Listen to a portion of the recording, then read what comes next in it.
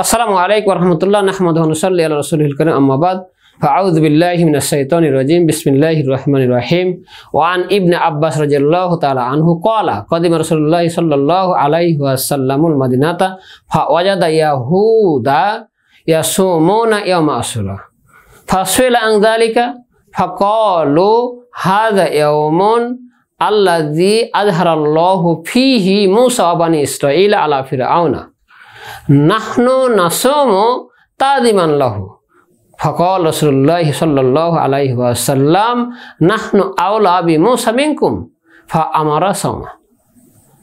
ইবনে আব্বাস রাদিয়াল্লাহু তাআলা আনহু বলেন, নবী করিম সাল্লাল্লাহু আলাইহি ওয়াসাল্লাম যখন মদিনায় পৌঁছলেন, মদিনায় গেলেন, তখন তিনি ইয়াহুদীদেরকে মুহররমের 10 তারিখকে আশুরার দিনে সিয়াম পালন করতে দেখলেন। তখন তিনি তাদেরকে এই ব্যাপারে জিজ্ঞাসা করলেন। তারা উত্তর দিল, এই দিনে আল্লাহ রাব্বুল আলামিন মুসা আলাইহিস সালাম এবং বনী ইসরাইলকে ফেরাউনের উপর বিজয় দান করেছিল, অর্থাৎ ফেরাউন এই দিনে ধ্বংস হয়েছিল। এই জন্য মুসা আলাইহিস সালামের প্রতি সম্মান প্রদর্শনের জন্য, মুসা আলাইহিস সালামের শ্রেষ্ঠত্ব ঘোষণার জন্য আমরা সিয়াম পালন করে থাকি।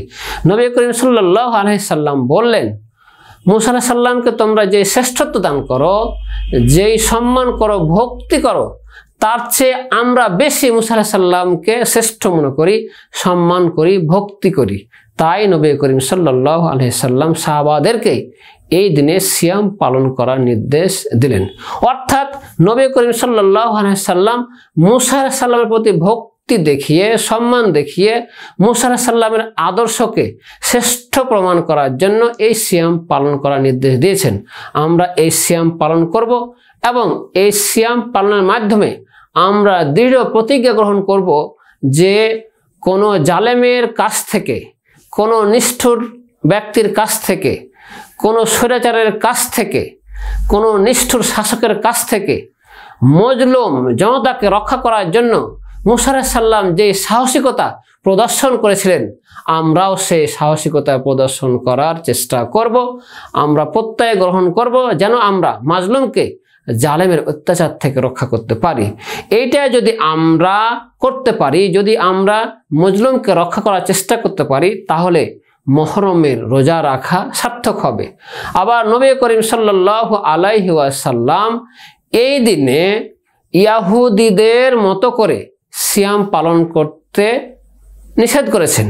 তিনি এরকম করে ইয়াহুদীদের মতো করে সিয়াম পালন করা থেকে বিরত থাকতে বলেছেন। অর্থাৎ ইহুদিরা শুধুমাত্র 10 তারিখে সিয়াম পালন করে। নবী করিম সাল্লাল্লাহু আলাইহি সাল্লাম বলেছেন, তোমরা একদিন আগে করবে অথবা একদিন পরে করবে, তাহলে 2টি রোজা হবে, ইয়াহুদীদের বিরোধী কাজ করা হবে। নবী করিম সাল্লাল্লাহু আলাইহি সাল্লাম ইয়াহুদীদের বিরোধী কাজ করতে বললেন কেন? কারণ তিনি ইহুদিদের অনেক ঘৃণা করতেন। আল্লাহ রাব্বুল আলামিন ইয়াহুদীদের সবচেয়ে বেশি ঘৃণা করেন। তারা কিতাব পেয়েছিল কিন্তু কিতাব তারা মানেনি। যখন তাসবির কথা আসতো, সালাত কায়েমের কথা আসতো, কোনো দোয়া পড়ার কথা আসতো, সিয়াম পালনের কথা আসতো, যেমন তারা আশুরা সিয়াম পালন করত, এ সকল ব্যাপার তারা পালন করত। কিন্তু যখন দুনিয়াবি ব্যাপারে তাদেরকে শরীয়তের কথা মানতে বলা হতো, শরীয়তকে মানতে বলা হতো, তখন তারা পিছপা হতো, তারা শরীয়ত মানত না। তাদের যদি কোনো আর্থিক ব্যাপারে যখন তাদেরকে শরীয়ত পালনের কথা বলা হতো, তখন তারা সেটা পালন করতো না। যদি ক্ষমতা খর্ব হওয়ার জায়গায় তাদেরকে শরীয়ত পালনের কথা বলা হতো, তাহলে তারা সেটা পালন করতো না। অর্থাৎ দুনিয়াবি ব্যাপারে মানুষের সাথে মুআমিলাতে, মানুষকে রক্ষা করার ক্ষেত্রে, মানুষকে কষ্ট না দেওয়ার ক্ষেত্রে তাদেরকে যখন শরীয়ত পালন করার কথা বলা হতো, যখন তাদেরকে স্বার্থহীন হওয়ার জন্য শরীয়ত পালনের কথা বলা হতো, তখন তারা পালন করতো না। কিন্তু তারা তাসবিহ করত, তাহলিল করত, সিয়াম পালন করত, তারা সালাত পড়তো।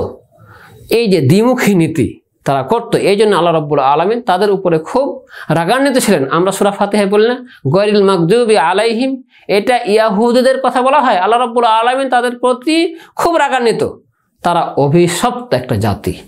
তা আমরা এই যে আমাদের জীবনে দ্বিমুখী নীতি অবলম্বন করি, আমরা আমাদের এই প্রত্যেক জীবনে সালাত আদায় করি, রোজা করি, হজ করি, এখানে আমাদের কোনো সমস্যা নাই। কিন্তু যখন আমাদের স্বার্থের ব্যাঘাত ঘটে, এরকম শরীয়তের বিধান পালন করতে যাই, তখন আমরা আর পালন করি না। তাহলে আমরা তো ওই ইহুদিদের মতোই হয়ে গেলাম। আমরা তো তাহলে আল্লাহর গজবে পড়বো, আল্লাহ রাব্বুল আলামিন আমাদের উপর রাগান্বিত হবেন। আমরা যদি এই সিয়াম থেকে শিক্ষা গ্রহণ করি, আমরা যদি আশুরার সিয়াম থেকে শিক্ষা গ্রহণ করি, তাহলে আমরা দ্বিমুখী নীতি অবলম্বন করব না। আমরা মসজিদে যেমন ইসলাম মানব, আমরা রোজা পালনের ক্ষেত্রে যেমন ইসলাম মানব, হজ পালনের ক্ষেত্রে যেমন ইসলাম মানব, সেরকম একইভাবে মানুষের সাথে কথা বলার ক্ষেত্রে ইসলাম মানব, মানুষকে তার অধিকার দেওয়ার ক্ষেত্রে ইসলাম মানব, মানুষের উপর জুলুম না করার ক্ষেত্রে ইসলাম মানব। আমাদের স্বার্থকে জলাঞ্জলি দেওয়ার জন্য যদি ইসলামের কোনো বিধান চলে আসে, তাহলে আমরা ইসলামের বিধানকে গুরুত্ব দেব, আমাদের স্বার্থকে বিসর্জন দেব। যদি আমরা এরকম করতে পারি, তাহলে এই মহরমে সিয়াম পালন করা আমাদের জন্য সার্থক হবে। যেই উদ্দেশ্যে নবী করিম সাল্লাল্লাহু আলাইহি সাল্লাম মুসা আলাইহিস সালামের প্রতি ভক্তি, সম্মান, শ্রদ্ধা প্রদর্শন করে সিয়াম পালনের নির্দেশ দিয়েছিলেন, সেই উদ্দেশ্য সার্থক হবে।